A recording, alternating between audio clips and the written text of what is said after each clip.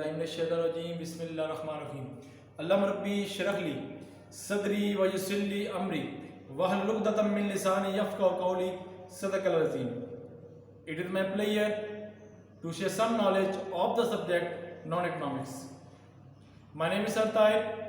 Today lecture is ICOM and DCOM के students के लिए लेक्चर सीरीज जो आपके लेके आए हैं, सारे इंशाअल्लाह अल्लाह पाक ने चाहा तो लेक्चर देते रहेंगे, आपको कोई लेक्चर मिस नहीं करेंगे. उसके अंदर आज हम जो डिस्कस करेंगे कंपैरिजन हम करेंगे इकोनॉमिक्स लॉ का और स्टेट का, यानी कि माशी कानून और रियासती कानून, और सेकंड है economics law and moral law, यानी कि मजहबी कवानीन और इखलाकी कवानीन, मोरालिटी जिसको कहा जाता था. और उसके बाद थर्ड जो होगा economics law and law of the natural science, यानी कि माशी कवानीन और तबई कवानीन. और लास्ट में जो economics law end game law, कि इकोनॉमिक्स लॉ या खेल का ये लॉ है. और लास्ट में जो पॉइंट हम डिस्कस करेंगे इंशाअल्लाह ताला वो होता है मेथड ऑफ इकोनॉमिक्स एनालिस्ट. ठीक है, एनालाइज सॉरी.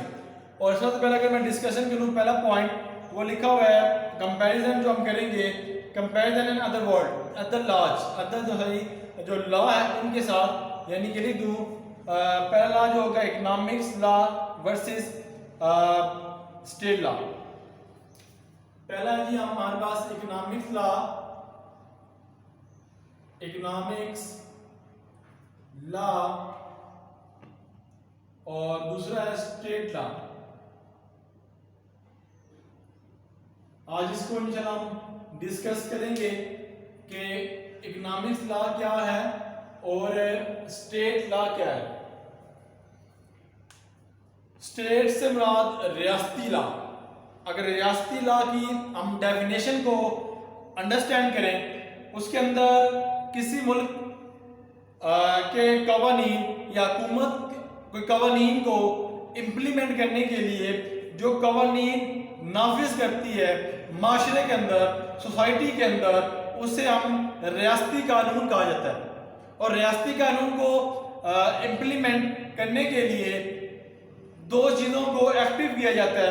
एक है अदालत, यानी कि दूसरा है आपके पास पुलिस.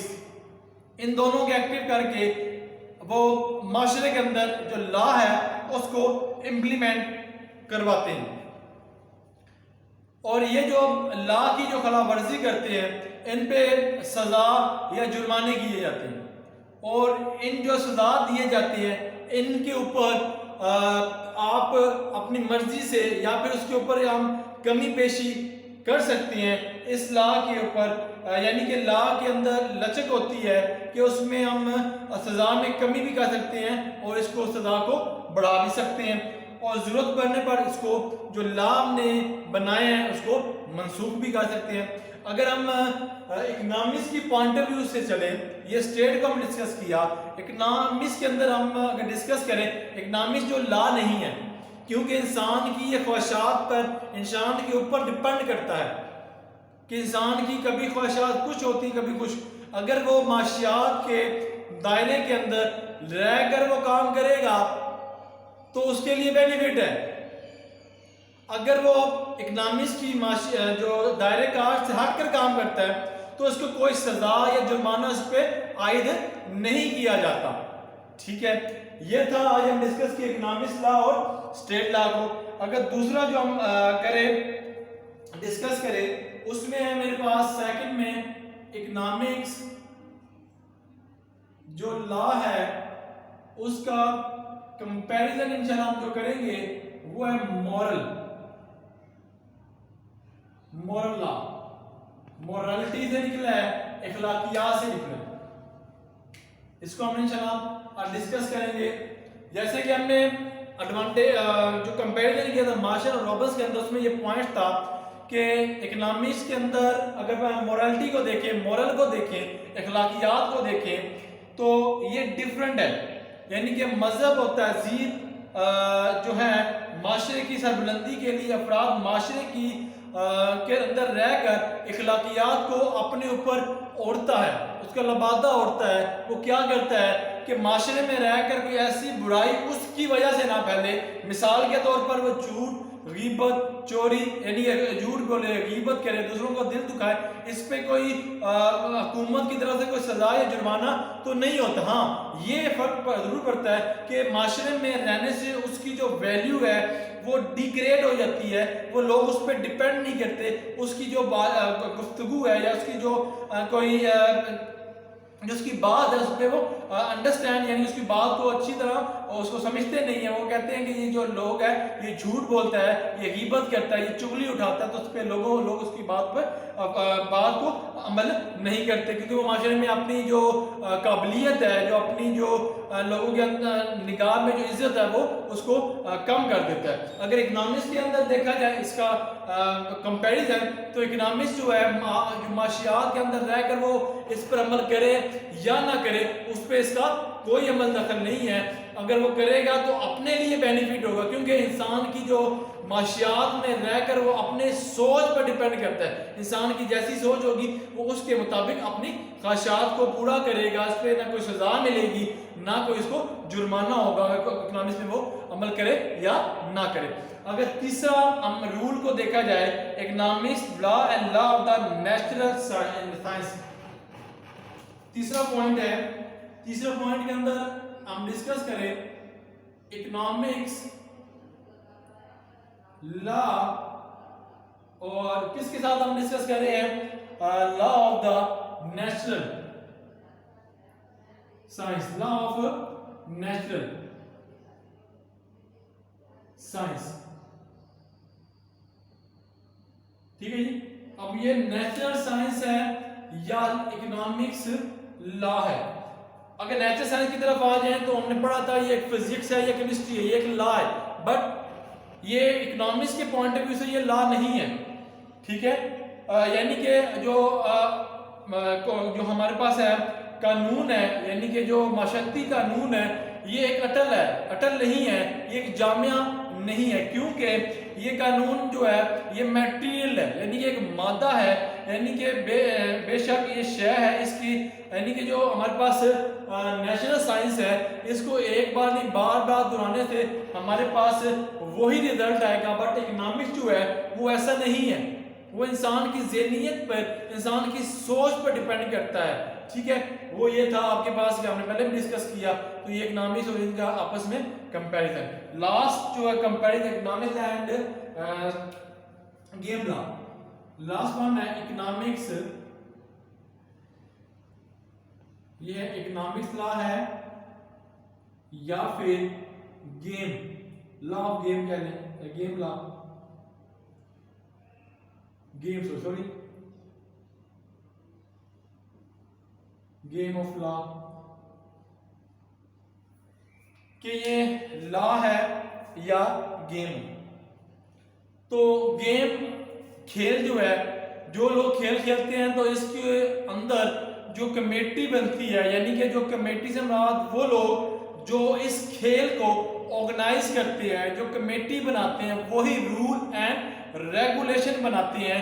جو لوگ کھیل کھیلتے ہیں ان کو پتا ہوتا ہے کہ ہم نے یہ رول اینڈ ریگولیشن ہے اس گیم کا، اس کو ہم نے توڑنا نہیں ہے، اس کو اس سے رول سے، اس جو رول کو اندر دائرے کے اندر رہ کر ہم نے اپنی کھیل کو آگے چلانا ہے. اگر وہ دائرہ کار کو توڑیں گے، اس رول کو توڑیں گے، ان کو کیا کریں گے؟ جرمانہ کیا جائے گا یا پھر ان کو گیم سے آؤٹ کیا جائے گا. بٹ اکنامکس کے اندر ایسا کچھ نہیں ہے. اکنامکس کے اندر وہ رول پہ اپلائی کریں یا نہ کریں تو اکنامکس اس کو کوئی جرمانہ یا سزا اس کو ایڈ نہیں کرتا. ٹھیک ہے، اور آگے ہم میتھڈ آف اکنامکس لا کو دیکھیں. Method of economics analyst, economics analyst.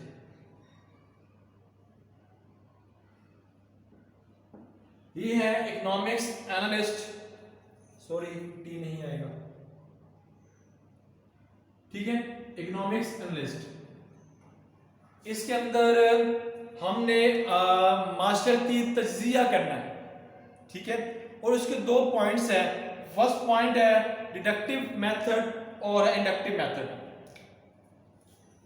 اس کے اندر دو پوائنٹس ہیں. پہلا ہے ڈیڈکٹیو میتھڈ اور یہاں پہ انڈکٹیو.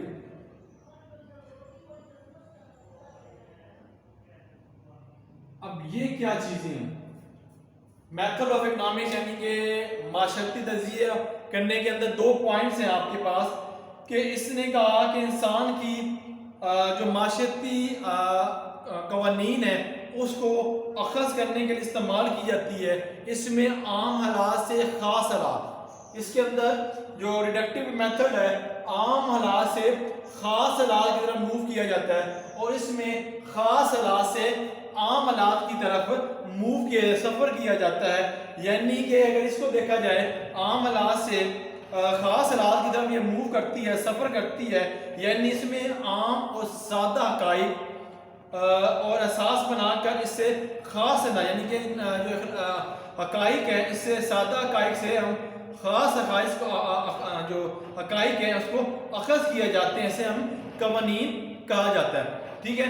اس کے علاوہ اس کے اندر ہم یہ دیکھتے ہیں کہ مثال کے طور پر یہ ایک حقیقت ہے کہ حقیقت یہ ہے کہ انسان فانی ہے.